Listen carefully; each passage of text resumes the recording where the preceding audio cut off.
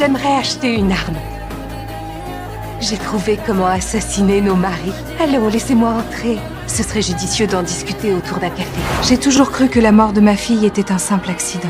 Jusqu'au jour où la maîtresse de mon mari s'est agenouillée devant moi. Le jour où ma fille Emily a eu l'accident, elle et Robert étaient en train de tromper dans la chambre. Juste au moment où j'étais sur le point de rentrer à la maison. Il a fait sortir sa maîtresse par la porte arrière du jardin. Cette porte qu'il n'a pas refermée. C'est elle qui m'a arraché à ma fille pour toujours.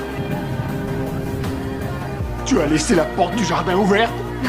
Je suis sûre de l'avoir fermée. Tu en es sûr? Alors comment Emily est sortie de la cour, hein? Le loquet est à 1,80 m? Non, pardon.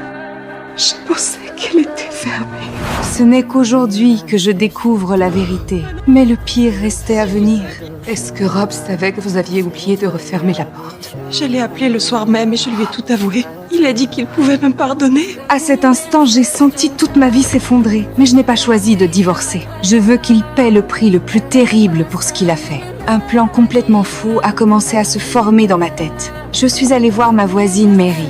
Une pauvre femme, elle aussi, martyrisée par son mari. Je lui ai dévoilé mon plan. Mais la Bible nous dit « Tu ne tueras point ». Dieu pourrait ne pas comprendre. Lui peut-être, mais sa femme comprendra. Bien, alors c'est entendu. J'ai d'abord acheté un petit revolver dans une armurerie. Puis j'ai demandé à Mary de suivre mes instructions et d'écrire une lettre capable de rendre son mari furieux. Pendant ce temps, je suis montée à l'étage et je l'ai aidée à vider toutes ses armoires pour faire croire qu'elle avait déjà quitté la maison. Et la nuit décisive est enfin arrivée. Comme d'habitude, j'ai préparé à Robert son cocktail préféré. C'est à ce moment-là que le mari de Marie est rentré. Très cher Ralph, je ne suis plus heureuse depuis bien longtemps, mais ce n'est pas pour ça que j'ai décidé de te quitter. J'ai rencontré quelqu'un, un homme qui me rend heureuse. C'est pourquoi je pars avec Robert Stanton. Il m'aime comme tu n'as jamais su le faire. Ton ex-femme, Marie.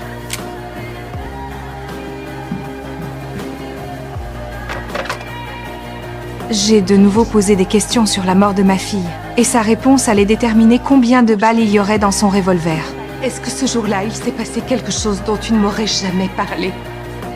Non. Merci, Rob. Mais de quoi? Tu viens de me rendre les choses beaucoup plus faciles. Tu ne réponds pas? C'est sûrement un faux numéro.